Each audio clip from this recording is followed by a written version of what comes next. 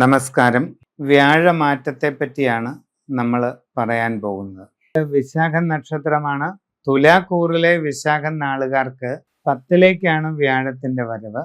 വൃശ്ചികക്കൂറിലെ വിശാഖംകാർക്ക് 9ലേക്കാണ് വ്യാഴം വരുന്നത്. തമ്മിൽ കുറച്ച് വ്യത്യാസമുണ്ട്. ഇവിടെ വ്യാഴം വരുന്നത് ഉച്ചക്ഷേത്രമായ കർക്കടകമായതിനാൽ ഏറെക്കുറെ സമാനമായ നല്ല അവസ്ഥകളൊക്കെ വന്നു ചേരും. ജോലി ചെയ്യുന്ന സ്ഥലത്ത് അനുകൂലമായ കുറെ കാര്യങ്ങളുണ്ടാകും. സാമ്പത്തിക നേട്ടങ്ങളുണ്ടാകും. സാമ്പത്തിക പുരോഗതി കൈവരിക്കും. സാമ്പത്തിക ബുദ്ധിമുട്ടുകൾ ഒഴിവായി മാറുന്നതാണ്. കുറച്ചു കാലമായി അനുഭവിച്ചുകൊണ്ടിരിക്കുന്ന പല വിഷമങ്ങൾക്കും പരിഹാരമാകും. ദീർഘകാലമായി ചിന്തിച്ചുകൊണ്ടിരിക്കുന്ന ലക്ഷ്യങ്ങൾ സാധിക്കാനായിട്ട് കഴിയും. മനസ്സിൻ്റെ വിഷമങ്ങളൊക്കെ കുറയും. മനസ്സിൻ്റെ ആകുലതകളൊക്കെ മാറുന്നതാണ്. പൊതുവെ ഒരു സമാധാന അന്തരീക്ഷം നിങ്ങൾക്ക് വന്നു ചേരുന്നതാണ്. കുട്ടികളുടെ പഠനകാര്യങ്ങളിൽ നല്ല പുരോഗതി ഉണ്ടാകുന്നതാണ്. ഉയർച്ചയും അഭിവൃദ്ധിയും നേടിയെടുക്കാൻ കുട്ടികളെ കൊണ്ട് സാധിക്കുന്നതുമാണ്. പുതിയ ജോലിക്ക് ശ്രമിക്കുന്നവർക്ക് അത് സാധിക്കും.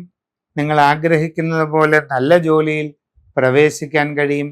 വിദേശ തൊഴിലിന് ശ്രമിച്ചാൽ അതും സാധിക്കുന്നതാണ്. കച്ചവടക്കാർക്ക് സാമ്പത്തിക പുരോഗതി കൈവരിക്കാൻ കഴിയും.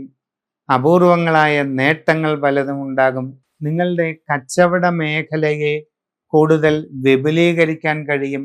പുതിയ മേഖലയിൽ ഇറങ്ങി പ്രവർത്തിക്കാൻ അവസരമുണ്ടാകും. സാഹചര്യങ്ങൾ ശ്രദ്ധിച്ചു പഠിച്ച് നൂതന സംരംഭങ്ങളിലേക്ക് ഇറങ്ങുകയാണെങ്കിൽ പ്രയാസം ഉണ്ടാവുകയില്ല.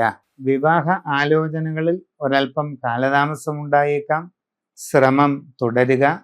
ദീർഘകാലമായി ചിന്തിക്കുന്ന ചില ലക്ഷ്യങ്ങൾ നേടിയെടുക്കാനായിട്ട് സാധിക്കുന്നതാണ്. ആരോഗ്യകാര്യങ്ങളിൽ പ്രത്യേകം ശ്രദ്ധ വേണം.